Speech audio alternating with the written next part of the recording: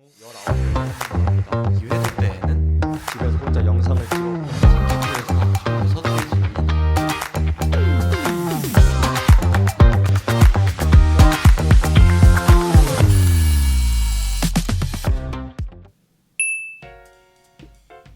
안녕하세요. 저는 2호학번 박서준입니다. 안녕하십니까? 2호학번 김언호입니다. 저는 서울에 있는 과학고등학교인 세종과학고등학교를 졸업했습니다. 저는 울산에 있는 과학고등학교인 울산과학고등학교를 졸업하였습니다.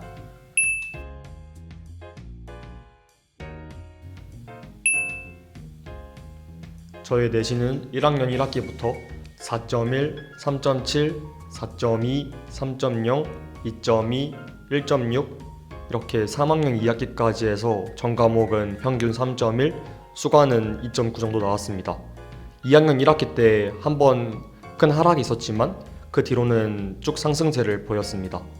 저는 3학년 1학기까지 총 내신 성적은 전 과목 3.13이었으며 1학년 1학기부터 5.17, 4.5, 3.61, 1.82, 1.79의 급격한 상승 곡선이었습니다. 또한 3학년 2학기의 성적을 챙겨서 최종적으로 2.99의 전 과목 성적을 통하여 대입을 진행하였습니다. 2026학년도 모집 요강 기준으로 CAU 탐구형 인재 전형에 대해 간략히 설명드리겠습니다. 탐구형 전형에서는 총 19명을 선발합니다. CAU 탐구형 인재 전형의 인재상은 고교 교육과정을 바탕으로 해당 전공 분야에서 깊이 있는 역량을 보이는 학생입니다. CAU 융합형 전형과의 가장 큰 차이점은 면접의 유무입니다. 탐구형 전형 같은 경우 올해부터 1차에서 서류를 바탕으로 5배수를 선발하고 이후 1차 합격자를 대상으로 2차 면접이 진행됩니다. 면접은 학생 생활부 기록부 기반의 평가로 지원자 1인당 10분 이내로 입학사정관 2인이 평가하는 형태로 진행됩니다. 그리고 서류 70%, 면접 30%의 비중으로 점수를 산출하여 선발이 진행됩니다. 저는 1차 합격 발표 후 일주일 정도 준비를 했던 것 같습니다. 저는 1차 합격 후 역시 일주일을 준비하였는데 본격적으로 준비한 것은 이틀 정도였습니다. 고등학교 2학년 때까지 명확한 진로를 찾지 못하여 전기전자, AI, 산업공학 분야에 쓰이는 수학과 물리, 화학 내용들로 생기부를 채웠고 3학년 때가 돼서야 약학 분야로 채우기 시작했습니다. 그랬기에 다른 학생들에 비해 약에 대한 내용이나 생물 내용에 대한 깊이가 부족하여 최대한 이전의 활동들과 약을 연관 지으려 했고 그 결과 신약 개발이라는 주제하에 고등학교 시절 쌓아온 코딩 프로젝트 경험이나 AI 관련 지식으로 인공지능 활용 실약 개발 플랫폼이라는 진로를 세웠습니다. 좀 더 구체적으로 제 의지를 보여드리고 싶어 중앙대학교 약학대학 홈페이지에 들어가 제 진로와 연관된 교수님의 연구실을 찾고 그 연구실 홈페이지에 들어가서 연구 동향과 같은 구체적인 정보를 찾으려고 노력했습니다. 저의 경우에는 기존의 고등학교 생기부의 대부분의 내용이 해양생물학 관련 및 생물 교사를 진로로 희망하는 교육학 내용이었습니다. 그리하여 어떠한 이유로 약학과를 지원하는지에 대한 질문이 들어올 것이라고 생각하여 그에 대한 변경점에 대해서 연결이 어떻게 될지를 생각해 보았습니다. 저는 이를 생물학과 화학의 중심이 융합학문이라는 약학의 기본 정의를 바탕으로 해결하였습니다. 해양생물 기반으로 한 약품 연구에 대한 인포그래픽을 만들었던 생기부 내용과 여러 화학 및 생물학 실험 내용을 바탕으로 이러한 내용들을 합쳐서 약학 미래인재를 양성하고 연구하는 약학 교수를 최종 목표로 설정하였습니다. 실제 사례를 바탕으로 좀 더 구체하기 위하여 중앙대 약학대학의 정모 교수님의 인터뷰를 찾아보았던 기억이 납니다. 먼저 화학 생물 세특을 한 문장 한 문장 꼼꼼히 준비했습니다. 그리고 거기 안에 있는 실험 활동의 경우 예전 학교 프린트나 교과서를 찾아보면서 구체적인 실험 과정이나 주의할 점을 다시 상기하였습니다. 그리고 자기소개나 아니면 지원자의 장단점을 묻는 인성 질문들은 미리 대본을 작성해보며 친구와 모의 면접을 하거나 집에서 혼자 영상을 찍어보고 제 영상을 보며 피드백할 점을 정리하여 숙지하였습니다. 일주일을 한 기간 동안 생기부를 전체 암기하기에는 시간이 부족하다고 판단하였습니다. 그리하여 주요 과목인 생물, 수학, 화학, 그리고 진로 동아리 자율세특을 총 3회독하였습니다. 1회독할 때는 키워드에 대해서 형광펜으로 색칠을 하였습니다. 2회독 때에는 생기부 옆에 A4 용지에 각 키워드에 대하여 교수님들 또는 입학사정관님들이 할 만한 질문을 빨간 펜으로 적었습니다. 3회독에서는 A4 용지를 보고 질문에 대한 답에 대하여 파란 펜으로 작성하였습니다. 최종적으로 면접장에서 익숙함을 위하여 중앙대 약학대학 홈페이지에 교수진 소개를 띄우고 교수님 사진을 보면서 제가 생각한 질문에 대한 중요한 답을 한두 문장 내외로 말하는 연습을 하였습니다. 저는 붙을 거라는 마음가짐과 함께 지하철을 타고 흑석역에 내려서 걸어갔습니다. 예정된 시간보다 40분 정도 일찍 도착하여서 약학관 앞에 있는 잔디광장에서 한 바퀴 정도를 걸으며 마음을 가라앉히고 들어갔습니다.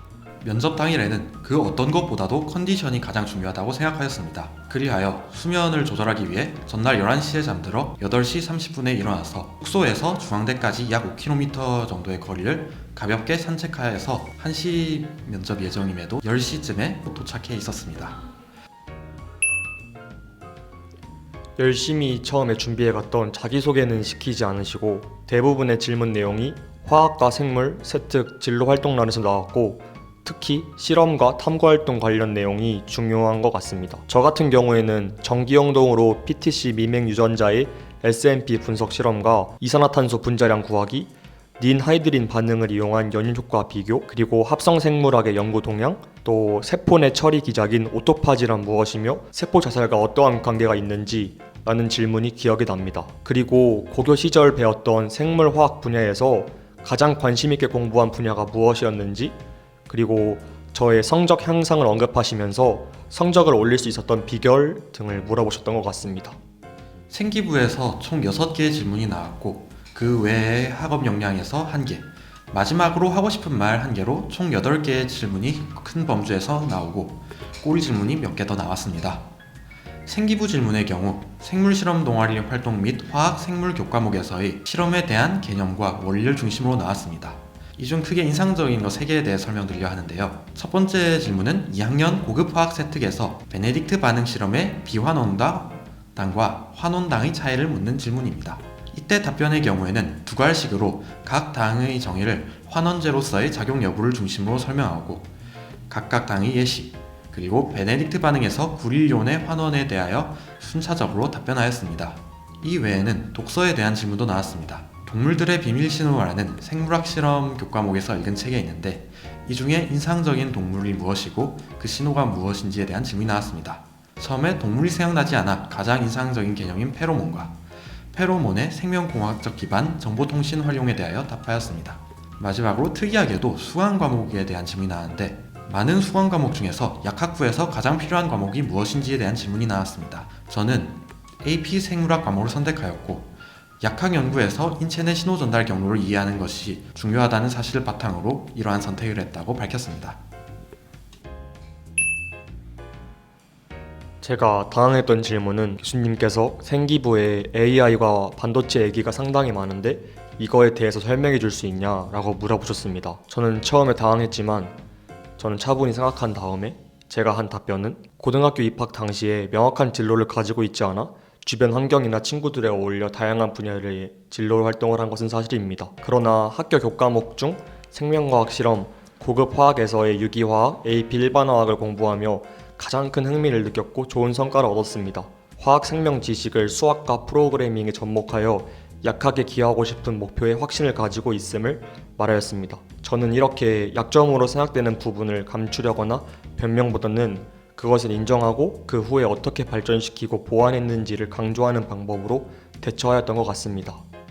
제가 가장 당황했던 순간은 기존 생기부 기재 목적과는 다른 의도에 대한 질문이 나왔을 때였습니다. 생물학 세특에서 모건의 초파리 실험에 대한 의학학적 의미에 대한 질문이었는데 당시 저는 모건의 초파리 실험을 유전학 교육 및 연구에 대한 모델로서의 의의로만 생각하고 있어 의학학 분야와의 연관지를 것이 다소 당황스러웠습니다. 이러한 상황에서 저는 당황함을 감추고 약 5초간 정적과 함께 심호흡을 가다듬고 유전병 연구에서 중요할 것이라는 추론을 즉흥적으로 하여 기존에 알고 있던 중등교육과정에서의 유전학 교육의 목표와 연관하여 설명하였습니다. 보통은 자신이 이과를 지원한 동기나 앞으로의 목표를 다시 말하는 경우가 많은 것 같습니다. 그것도 물론 좋지만 저는 면접관님께 다르게 기억되고 싶었고 자신감 넘치고 흐뭇해하실 만한 멘트를 하자라고 마음을 먹었습니다. 그래서 제가 한 멘트는 12월 합격자 발표 때 중앙대학교 약학과에 붙게 된다면 그 당시에는 너무 기뻐서 막 여기저기 자랑하고 다닐 것 같습니다. 그렇지만 6년 뒤에는 중앙대학교 약학대학이 저 같은 인재를 배출한 것에 대해서 자랑스럽도록 할 수 있는 사람이 되겠습니다 라고 크게 말했던 것 같습니다. 그때 면접관님으로 들어오신 교수님들이 아주 포부가 당차네요 허허 이러면서 흐뭇해하셨던 게 기억에 남습니다. 면접에서 보여주는 것 중에서 가장 중요한 것은 그 어떤 곳봐도 내가 이 학교에 오겠다 라는 진학 의지에 대한 표현이라고 생각하여 다른 부분보다도 특히 공들였습니다. 저는 진학 의지를 어떻게 표현할까를 고민하던 도중 대학 동아리를 항목을 보았습니다.